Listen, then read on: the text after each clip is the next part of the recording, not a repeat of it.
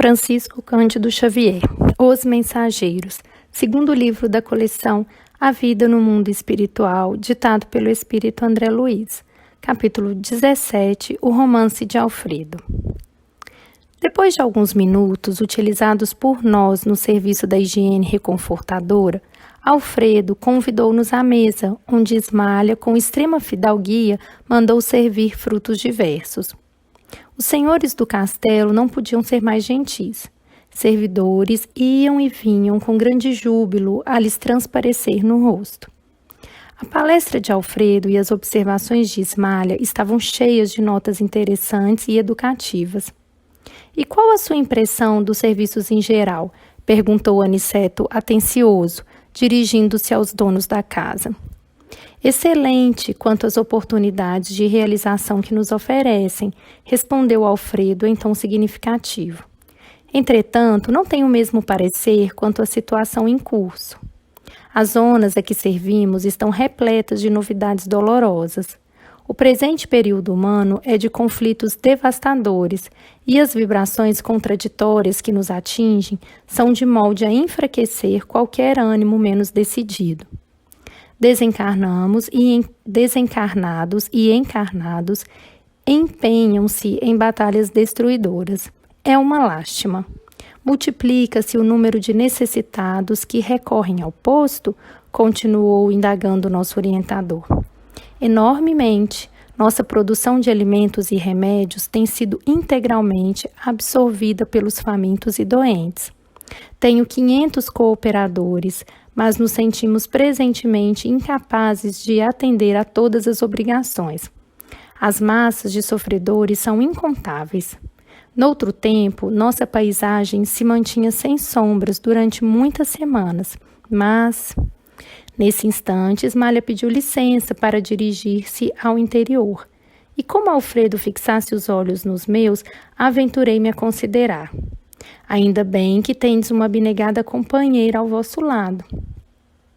Ele e Aniceto sorriram, quase a só tempo, falando-nos o administrador. "Ah, meus amigos, por enquanto não tenho essa felicidade em caráter definitivo. Minha esposa e eu temos o divino compromisso da união eterna, mas ainda não lhe mereço a presença contínua. Ela é a bondade celeste e eu a realidade humana." Depois de pequena pausa, prosseguiu com gentileza. "Aniceto conhece-nos a história. Vocês, porém, a ignoram. Sentir-me-ei, portanto, contente em relatar algumas lembranças com benefício duplo. Aliviarei o coração uma vez mais, contando minhas faltas, e vocês dois, que talvez tenham em breve novos serviços na terra, aproveitarão, por certo, alguma coisa das minhas experiências." Ismália e eu guardávamos um escrínio de felicidade no mundo. No entanto, os salteadores perversos espreitavam-nos a aventura. Minha responsabilidade era enorme no campo dos negócios materiais, e longe de compreender as obrigações sublimes de esposo e pai, não procurava atender aos deveres justos para com o lar e os 2 filhinhos que Deus me enviara ao círculo doméstico. Ismália, porém, era a providência de nossa casa.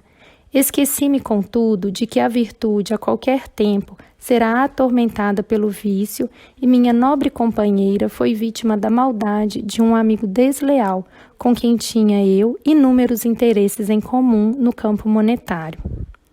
Minha esposa sofreu em silêncio a perseguição dele por alguns anos consecutivos, e quando meu desventurado sócio verificou a inutilidade da atitude criminosa, em franco desespero, buscou envenenar-me o espírito desprevenido. Começou por advertir-me quanto ao procedimento dela. Atordoou-me, envolvendo-a em acusações descabidas. Subornou criados domésticos e colocou espiões que seguissem minha querida Ismália nas tarefas de esposa e mãe. Esse homem exercia profunda influência sobre mim, e, atendendo aos laços que nos uniam, minha companheira jamais se sentiu com bastante coragem para denunciá-lo. Enquanto dava ouvidos à calúnia, fora de meu círculo doméstico, tornara-me intolerável dentro dele. Não sabia contemplar minha esposa com a despreocupação e a confiança absoluta de outra época. Via o mal nos seus mínimos gestos e queria descobrir segundas intenções nas suas frases mais inocentes. Cheguei a acusá-la veladamente. Ismália chorou e calou-se. Por fim, nosso infeliz perseguidor subornou um homem de baixa condição que permaneceu certa noite ao lado de nossos aposentos particulares como vulgar ladrão, às ocultas, sendo eu convocado à prova máxima. Penetrei no quarto em extremo desespero e acusei em voz alta ao ver a companheira profundamente tranquila. Ismália levantou-se receosa da minha saúde mental, mas não lhe atendi os rogos, procurando como louco o conspurcador da minha honra. Abri violentamente grande armário antigo, vasculhando o quarto.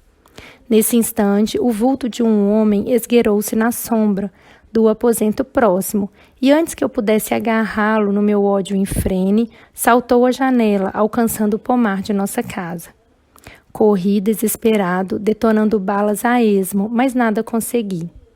Regressei ao quarto e, para cúmulo da calúnia odiosa, o desconhecido deixara atrás de si um chapéu novo, rigorosamente moderno, para que se acentuassem meus sentimentos terríveis. Olhos com gestos, vomitando insultos, quis eliminar Ismália, banhada em lágrimas, a meus pés. No entanto, alguma coisa que nunca pude compreender na terra paralisou-me o braço quase homicida. Vociferando blasfêmias, surdos aos rogos dela, afastei-me do lar, tomado de horror. No dia imediato, fiz valer meu direito exclusivo sobre os filhos e providenciei para que Ismália, convertida em estátua de dor, fosse restituída à fazenda paterna. Contratei uma governanta para os meninos e logo após tomei um paquete para a Europa, onde me demorei mais de 3 anos. Nunca me propus a verificações sérias e, embora tivesse o espírito incessantemente atormentado, humilhei os sentimentos mais íntimos, jamais procurando notícias da companheira caluniada. Certo dia, recebi uma carta lacônica na costa francesa. Um parente dava-me informações da esposa. Após 2 anos angustiosos entre a saudade e o abandono, Ismália fora colhida pela tuberculose, falecendo em terrível martirológio moral. Deliberei então a volta. Fixei-me novamente no Rio, eduquei os filhinhos e conservei a dolorosa viuvez no desencanto do coração.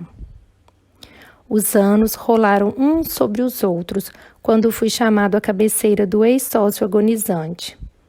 O infeliz, em face da morte, confessou o crime odioso, pedindo um perdão que infelizmente não pude conceder. Transformei-me desde então num louco irremediável. Cansado, envelhecido, procurei a propriedade rural dos sogros, tentando reparar, de alguma sorte, a injustiça, mas a morte não me deu ensejo e voltei para a esfera dos desencarnados em tristes condições espirituais. Nesse instante, fez uma pausa para continuar comovido. Não preciso dizer que recebi de Ismália todo o amparo de que necessitava. Todavia, infelizmente para mim, estávamos separados. Não merecia a bênção da união sublime. Ismália segue-me de perto, mas tem residência num plano superior que devo esforçar-me por alcançar. Desde muito, dediquei-me aos serviços do nosso posto de socorro. Consagrei-me aos ignorantes e sofredores, e minha santa Ismália vem até aqui mensalmente incentivar-me o bom ânimo e amparar-me nas lutas. Mas não poderia ela transferir-se definitivamente para cá? Indagou Vicente, tão impressionado quanto eu com um romance comovedor. Alfredo sorriu e falou: sei que Ismália tem trabalhado para isso, que seu ideal de união eterna é idêntico ao meu, atendendo à circunstância de estar o superior sempre em posição de dar ao inferior. Mas não ignoro que foi advertida por nossos maiores sobre as minhas atuais necessidades de esforço e solidão. Preciso conhecer o preço da felicidade para não menosprezar de novo as bênçãos de Deus. Minha esposa deseja descer para encontrar-se definitivamente comigo. Entretanto, é necessário que eu aprenda a subir, e por este motivo ainda não recebemos a devida permissão para o definitivo consórcio espiritual. Observando-nos a emoção, concluiu: estou resgatando crimes de precipitação. Pela impulsividade delituosa, perdi minha paz, meu lar e minha devotada companheira. Conforme ouviram, não matei nem roubei a ninguém, mas envenenei-me a mim próprio. A calúnia é um monstro invisível que ataca o homem através dos ouvidos invigilantes e dos olhos desprevenidos.